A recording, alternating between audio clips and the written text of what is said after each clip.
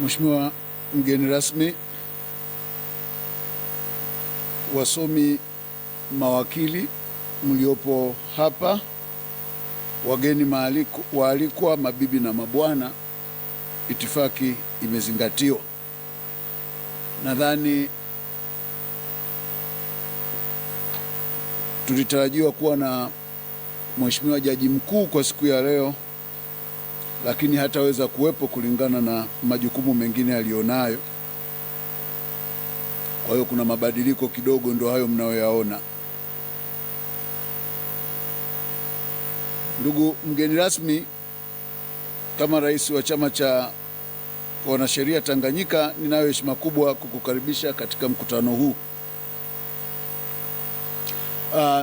Ndugu wanachama wenzangu, ninawakaribisha sana na poleni kwa safari katika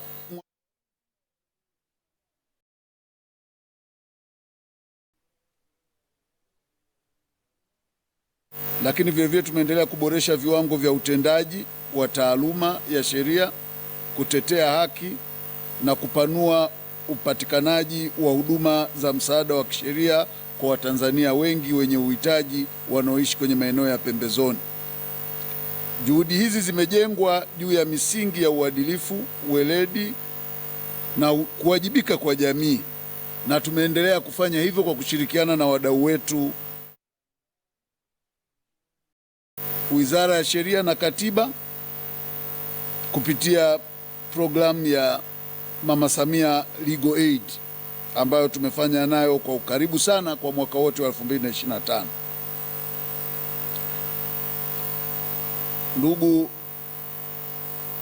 mawakili wenzangu, napenda vile kusisitiza pia jitihada zetu katika kuimarisha elimu ya sheria na mafunzo endelevu kwa wanachama wetu. Tumeendelea kufanya hivyo ili kuhakikisha kwamba wanakuwa na uwezo wa kukabiliana ipasavyo na changamoto za mabadiliko ya mazingira ya kisheria. Aidha, tumeendelea kuimarisha ushirikiano na wadau mbalimbali zikiwemo taasisi za serikali, asasi za kiraia na washirika wa kimataifa katika kukuza mageuzi ya kisheria yanayolinda haki za binadamu na kujenga jamii yenye haki. Na ndio maana ukiona hata kauli mbiu yetu ya mkutano huu ni kwa namna gani mipango yetu taifa ya 2050, kwa sababu kumekuwa na changamoto.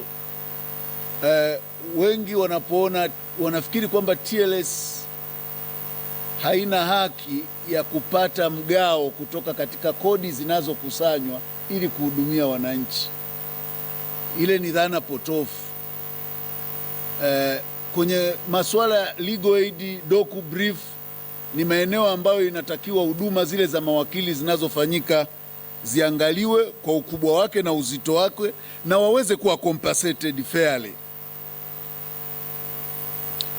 Mheshimiwa mgeni rasmi, napenda pia kipekee kutambua na kuwajulisha mawakili ushirikiano mzuri uliopo sio tu baina ya TLS vilevile na mahakama ya Tanzania.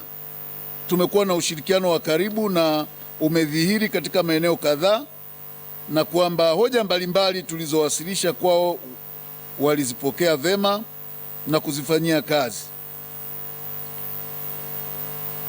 Na mara zote tumeendelea kusisitiza mahakimu na majaji kufanya kazi kwa uweledi, bila hofu na kwa kuzingatia sheria na katiba. Vilevile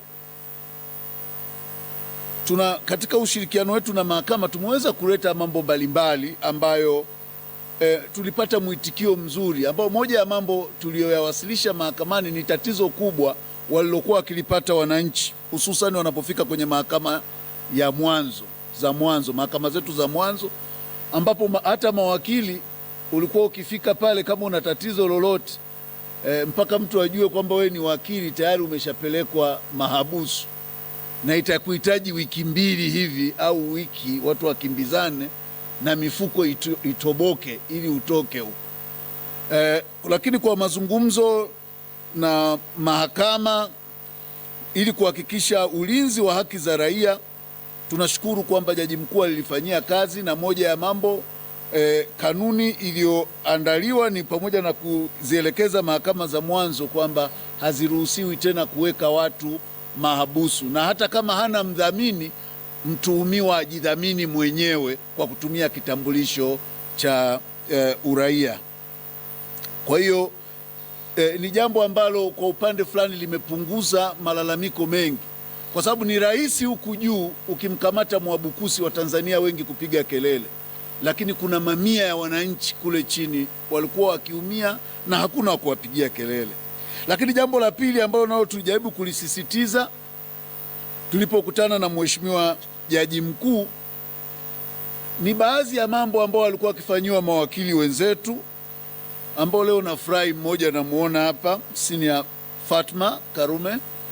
Ni mambo tuliyoyawasilisha kwamba kinachofanyika sio sahihi na ni dalili za vitisho na kuwafanya mawakili wasifanye kazi zao kwa uweledi, kwa sababu mahakama inatoa amri, mtu mwingine katika mahakama hiyo hiyo hataki kutii amri, jambo ambalo au kutekeleza, jambo ambalo linatufanya tujiulize kama anayetoa amri ndani ya mfumo huo hawaheshimiani, watu walioko nje ya mfumo wataangaliaje hali ya namna hiyo? Kwa hiyo unakuta wakili ilifika wakati tulikuwa tunahisi kwamba ni namna ambayo inaonekana kama tunawaadhibu mawakili kwa mitazamo yao au na misimamo yao kwenye masuala fulani fulani, na sio kwa makosa ya kimaadili kama ilivyokuwa.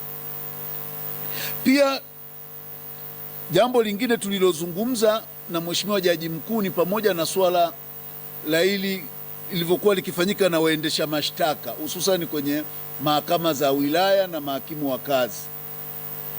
Anasikiliza ushahidi, ana twisti. Kwa hiyo wakili kufika pale, na wengi wa mawakili hususani senior walianza kabisa kukataa kuchukua kesi za jinai kwa sababu walikuwa wanaona ni usumbufu, hazina uweledi na zina danadana nyingi. Kwa hiyo moja ya taratibu ambao Jaji Mkuu alisema atafanya na kweli wakaifanya kupitia mahakama ni kuhakikisha kwamba wakili na watuhumiwa wanapatiwa ushahidi na orodha ya mashahidi na vielelezo vyote vitakavyotumika na waendesha mashtaka wanapokuwa kwenye mahakama za wilaya na mahakama za mahakimu wa kazi, ili kuleta usawa katika usikilizaji wa mashauri. Kwa hiyo haya ni moja ya maeneo ambayo tulishirikiana na mahakama na tunaona kuna maendeleo. Bado kuna changamoto zinazoendelea ambazo bado tunaendelea kuzizungumza na kuzifanyia kazi. Lakini vile vile kwenye upande wa Wizara ya Sheria na Katiba tunashukuru, tumeweza kushirikiana nao katika masuala mbalimbali. Ukiondoa Mama Samia Legal Aid, walitupatia gari, lakini vile vile na kutusaidia kujenga ule mfumo wetu wa mtandao ambao walitupa karibu ya milioni 230, na nia yao ilikuwa ni kutusaidia ili tuweze kukamilisha ujengaji wa mfumo wetu na kusaidia na kurahisisha mawasiliano yetu baina ya taasisi na wanachama. Ndugu mgeni rasmi, taasisi yetu kwa kuzingatia mwenendo mzima na utendaji wake, tumekuwa na utaratibu wa kuwa na mpango mkakati wa miaka mitano na tumeandaa mpango mpya ambao tuliuoanisha na dira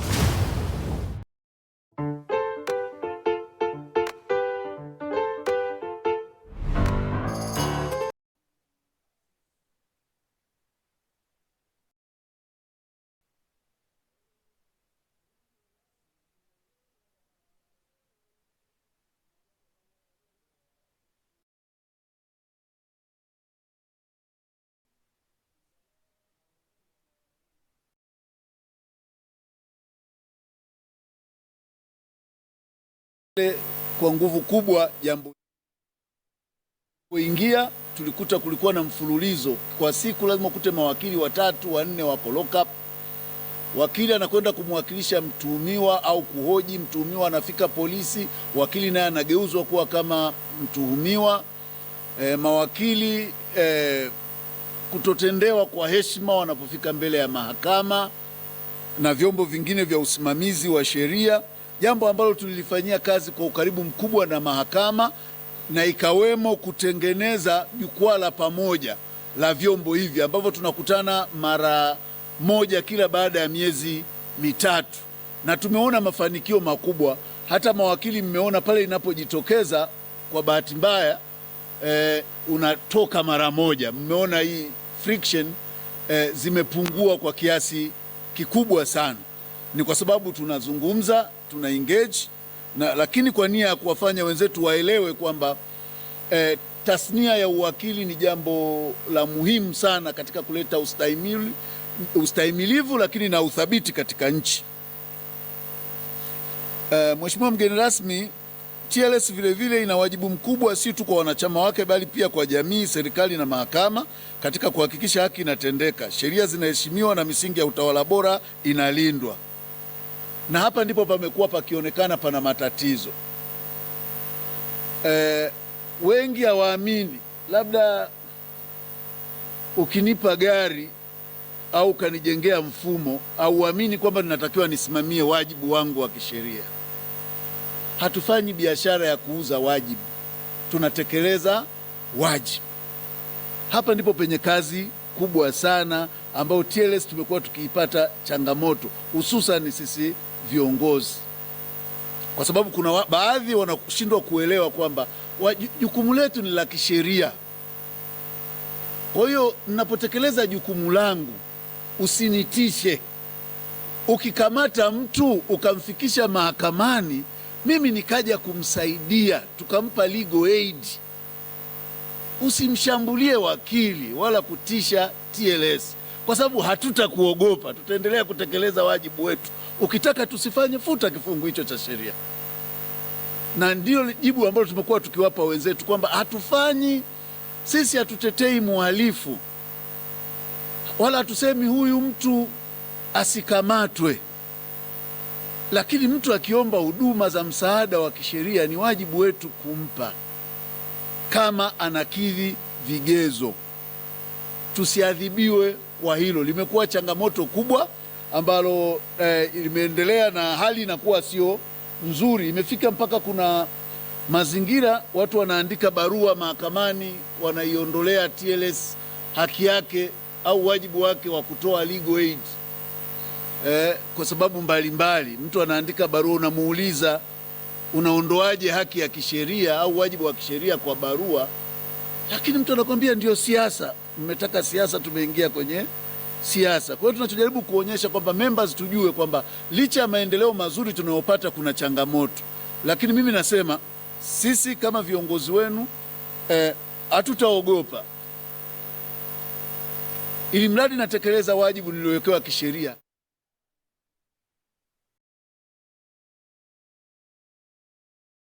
Kwa sababu nchi yetu inaamini katika sheria na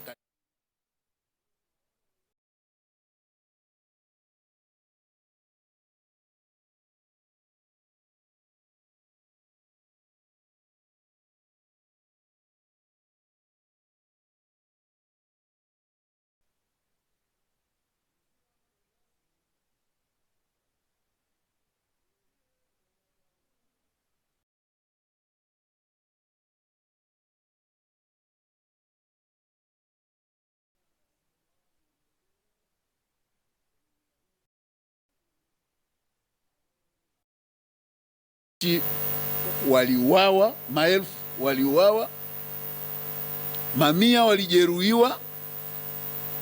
Lakini niwapongeze TLS, mawakili, hususan mawakili mliojitoa kuwatetea wananchi waliofikishwa mahakamani kwa kesi kubwa za treason, arson na armed robbery. Mlifanya kazi ile kwa kujitoa usiku na mchana, mlisafiri kwa gharama zenu. Sisi kama TLS au kama viongozi wenu mlitupa ukubwa ambao hatustahili. Mungu awabariki sana. Na nizidi kuwashukuru wale ambao wanaendelea na mashauri yale. Tunajua kwamba yapo mashauri ambayo bado yanaendelea. Tuendelee kuwawakilisha watu hao. Nia yetu ni haki itendeke, wafungwe wahalifu na wasiostajika kufungwa waachwe uraiani. Pamoja na mafanikio haya, ndugu mgeni rasmi, tumekuwa tukiendelea kupata changamoto mbalimbali. Mojawapo ni mapungufu ya kiutendaji katika mifumo ya utoaji haki pamoja na haki ya kuendeleza mageuzi ya kikatiba na kisheria. Tumekuwa na matatizo makubwa sana ya kiufundi. Yaani utoaji haki umekuwa pegged kwenye ufundi sana na kwenye kumaliza mashauri. Yaani kesi labda nimalize kesi 200 au kesi 50, lakini sio kusikiliza kwa namna ya kutatua migogoro, jambo ambalo linaongoza usumbufu kuliko kutatua. Halisaidii jamii, halisaidii mahakama, wala halisaidii mawakili. Kwa hiyo rai yetu ni kwamba ni vizuri tuangalie na tupunguze kujikita kwenye masuala yetu ya kiufundi sana. Lakini vile vile kumekuwa na matumizi yasiyo sahihi ya mamlaka, hususan yanayofanywa na jeshi la polisi, na kitendo hichi ni kile cha kukamata watu wanakaa nao zaidi. Sheria inamwambia yawezekana unakaa naye, lakini kuna jambo unalichunguza, sheria inakutaka uende mara moja kwa hakimu aliyoko karibu, ripoti, toa taarifa, ili hatua zingine zichukuliwe na utaratibu uzingatiwe. Kwa sababu hatusemi tu kwa sababu kuna wakati fulani ni muhimu ubaki na yule mtu kwa mazingira fulani, lakini fuata sasa matakwa ya sheria. Watu wanakamatwa, polisi ukienda wanakwambia hatuna huyu mtu, baada ya wiki 2 wanamsafirisha kutoka point A mpaka point C kinyume cha utaratibu. Sasa tusiendeshe nchi bila kufuata misingi ya kisheria. Tuzingatie sheria na katiba. Sheria zetu zina mapungufu, lakini wasimamizi wengi wa sheria wana mapungufu zaidi kuliko sheria.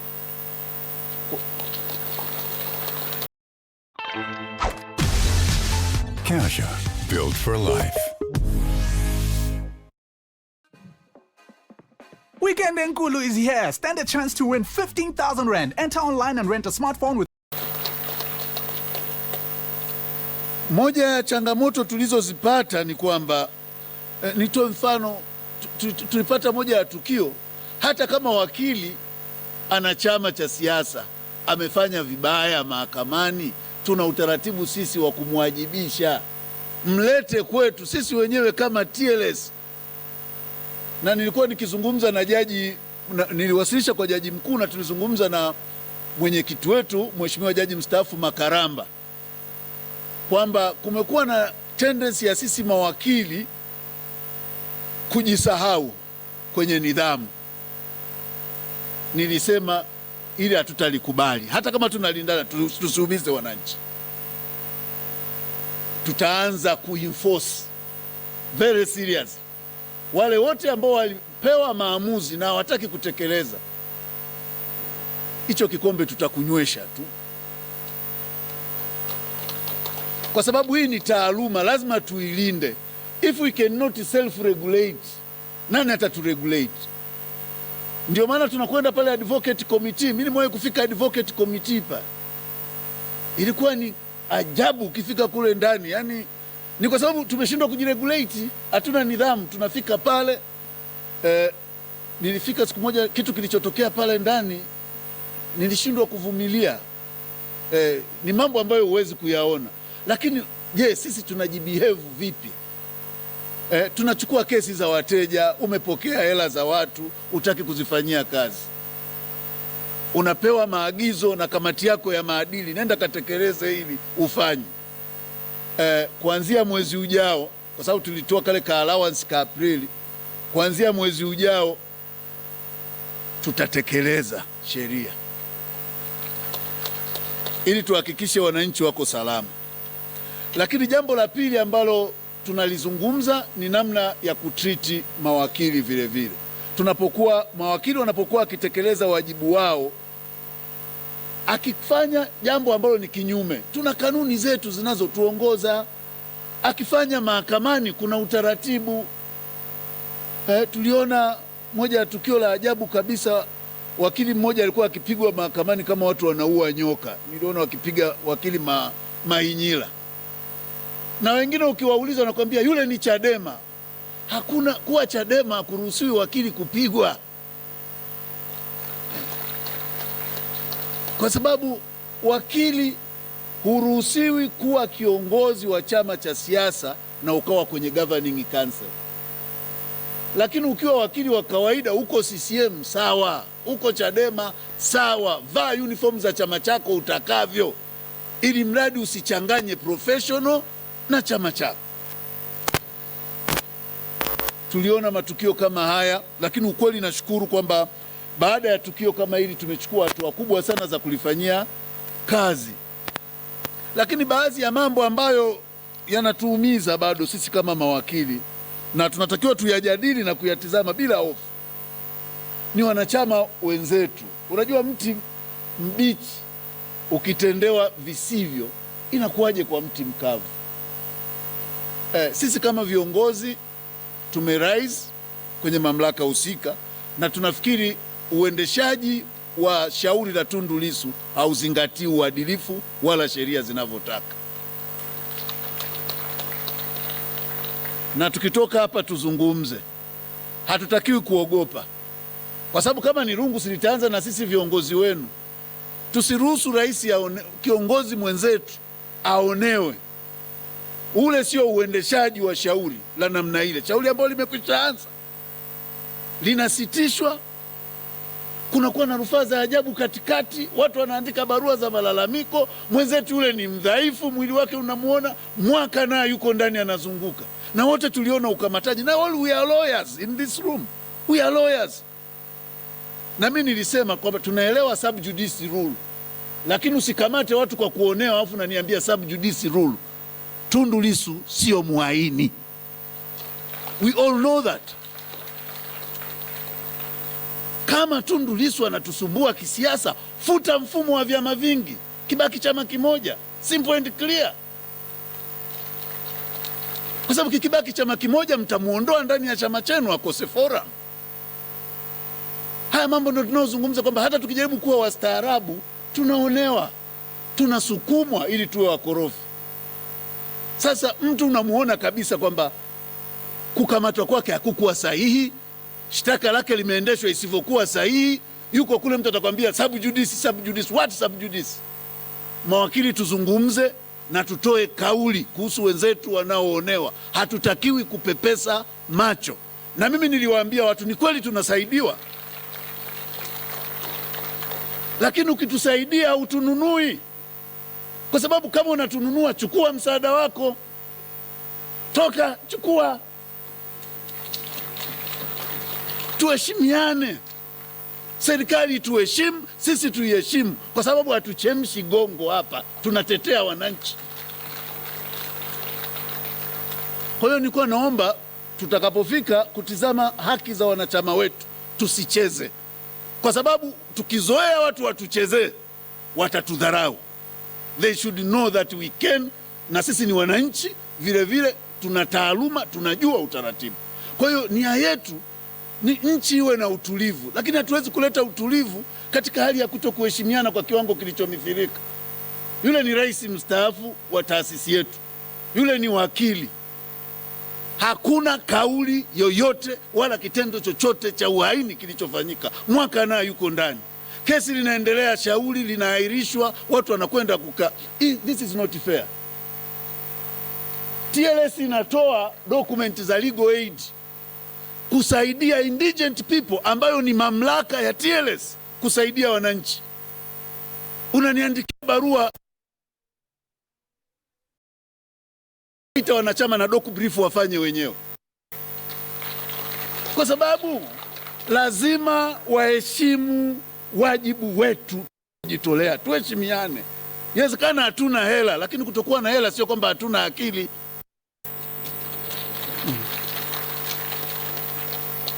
Kwa hiyo ndugu mgeni rasmi, nalizungumza hili ni jambo linalo sana, kwa sababu watu wanatusaidia, tunawaheshimu, halafu hawatuheshimu.